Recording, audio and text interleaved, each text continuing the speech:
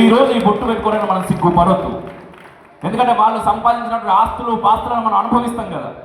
మా అమ్మనో మా నాయననో నా కోసం ఒక ఇల్లు కడితే ఆ ఇండ్లు కోసం ఏదన్నా చేయగలుగుతాం మనం. ఆ ఇంటిని పోగొట్టుకోవద్దు అనుకుంటాం ఎంత కష్టం వచ్చినా సరే, ఎందుకంటే వాళ్ళ గుర్తు అని. ఈ బొట్టు కూడా వాళ్ళ గుర్తే.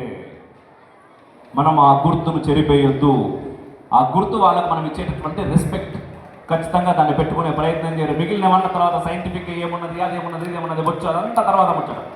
కానీ అట్లీస్ట్ మన పూర్వీకులకు మనం ఇచ్చేటటువంటి విలువ అది.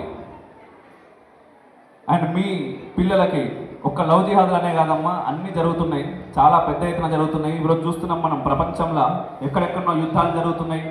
ఎవడో వచ్చి ఎవరి మీదనో బాంబేస్తున్నాడు, ఇంకోడో వచ్చి ఇంకోటి మీద బాంబేస్తున్నాడు, వాడు వీడిని చంపుతున్నాడు, వీడు వాడిని చంపుతున్నాడు. మన దేశం మాత్రం ప్రశాంతంగా ఉన్నది అనుకుంటున్నాం మనం.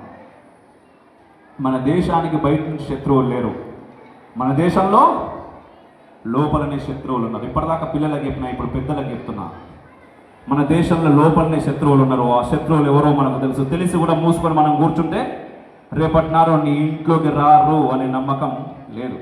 ఖచ్చితంగా నీ ఇంట్లోకి వస్తారు. నీ ఇంట్లోకి ఒకసారి శత్రువు వచ్చిన తర్వాత రేపు ప్రశాంతంగా నువ్వు బాగుండు అనుకోడు, నిన్ను చంపి వాడికి కావాల్సింది వాడు తీసుకొని పోతాడు. ఇప్పటికైనా మనం నిద్ర లేచి ఈ కులం, జాతి,